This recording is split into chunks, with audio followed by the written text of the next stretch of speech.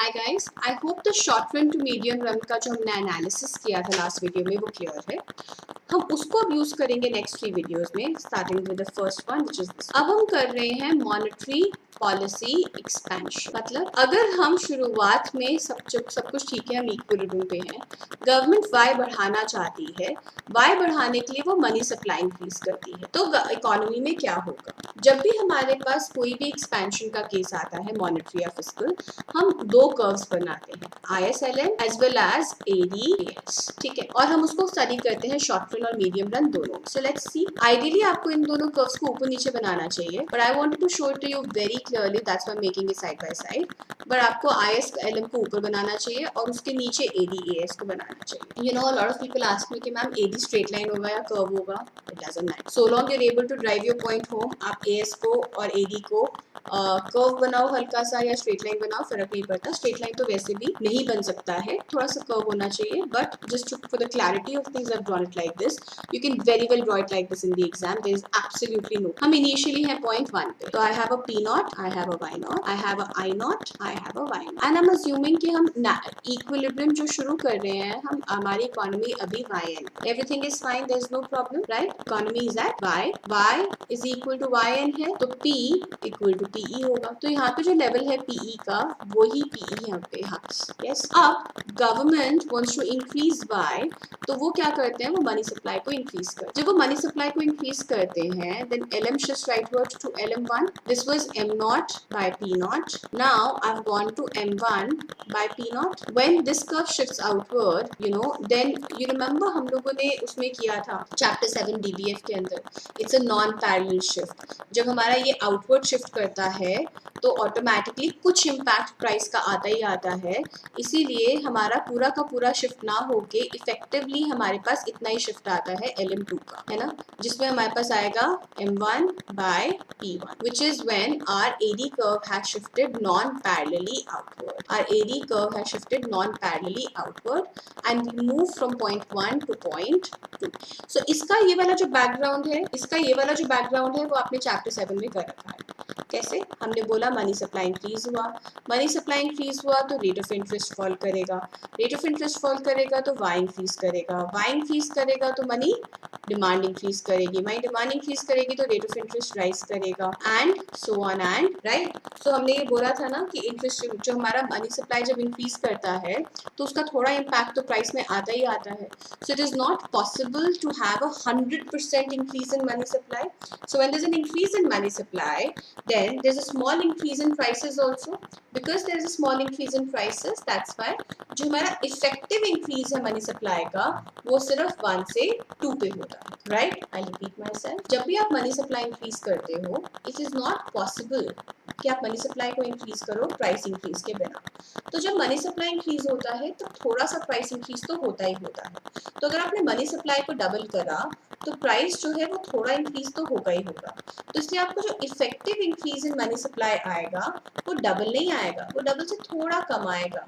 सो ये जो थोड़ा कम आता है उसको हम यहाँ पे शो करते हैं, right? I hope you've understood that. I'm erasing it because I don't want you guys to dilute your thinking here. हम यहाँ से 1 से 2 पे पहुँच गए हैं, ठीक है? So now when I've reached from 1 to 2, now that I've reached from 1 to 2, what is going to happen now? Now short run में nothing is going to happen. We are sorted. What happens in the medium run? धीरे-धीरे क्या होना शुरू करता है? धीरे-धीरे हमें पता लगना शुरू होता है that y is greater than yn. When y is greater than yn, then definitely p is greater than pe. When p is greater than PE, then automatically labor and the labor is going to increase their expectation of the price. जब labour अपना PE बढ़ाएगा तो AS curve leftward shift करेगा। कब तक shift करता रहेगा? So I am not showing multiple shifts here, वो हम शो कर चुके हैं लास्ट वीडियो के अंदर। यहाँ पे मैं एक ही शिफ्ट शो करना चाहती हूँ ताकि मैं अपने डायग्राम्स को मेसी नहीं बनाऊँ।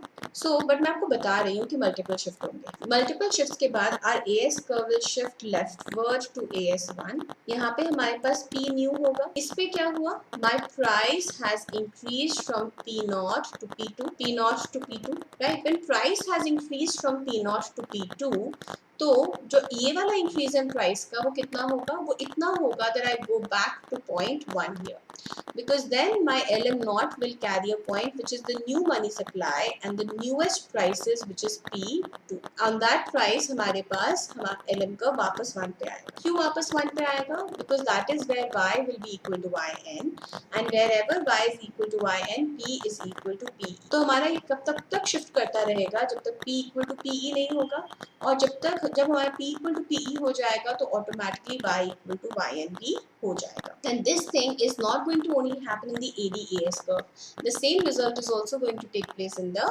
IS-LM curve. Right? Make sense? हाँ, I will repeat myself. Government ने मनी सप्लाई बढ़ाया, AD-1 पे शिफ्ट हुआ. AD-1 पे शिफ्ट होने के लिए जितना मनी सप्लाई बढ़ता है उतना ही प्राइस इंक्रीज नहीं होता है, उतना ही हमारा मनी सप्लाई इंक्रीज नहीं होता है, क्योंकि money is not neutral. That's why जब मनी सप्लाई इंक्रीज होता है तो थोड़ा प्राइस इंक्रीज ऑटोमेटिकली हो जाता है. तो हम 1 से 2 पे आते हैं. 2 point is here, 2 point is here. ये वाला जो पॉइंट है ये हम AD-AS में शो ही नहीं करते, इट्स नॉट इम्पोर्टेंट. फिर क्या हुआ, क्योंकि हमारे पास पॉइंट 2 पे Y is greater than YN है और P greater than PE है, therefore in the medium run people will start correcting their expectations. When they're correcting their expectations, PE will start rising. When PE starts rising, AS curve starts rising. When AS curve starts rising, then हमारा equilibrium आएगा point 3 पे, जहाँ पे Y is equal to YN है और P equal to PE है. Alright, so in this thing I want to spend 2 minutes again on neutrality of money. Neutrality of money is an important concept. हम काफ़ी जगह पे पढ़ते हैं. So neutrality of money में हम बोलते हैं कि initially जब हमारा money increase होता है, money supply, तो price increase तो होता है but by lesser amount than M increase. But this is only in the short run. This is only in the short run. क्योंकि medium run के अंदर हमें पता है कि हमारे पास maximum resources हमें YN दे सकते हैं, इसीलिए इवेंचुअली क्या होगा, P इंक्रीज उतना ही होगा जितना M इंक्रीज होता है, which means money is neutral. Which means money is neutral. But money is not neutral in the short run, क्योंकि short run में तो हमारे पास इंक्रीज आया. Money is not neutral in the short run ना, क्योंकि short run में तो हमारे पास इंक्रीज आया. Money is neutral in the medium run. Money is neutral in the medium run. Medium run में money जो है हमारा, उसका कोई इम्पैक्ट नहीं आता आउटपुट के ऊपर और कोई इम्पैक्ट नहीं आता rate of interest के ऊपर, right? Which is what we saw here. We came back to the point 1, so there was no impact on the rate of interest, neither was there an impact on output. This was the monetary policy. ऐसे ही हम next video करेंगे fiscal policy. We'll see you then. Thank you.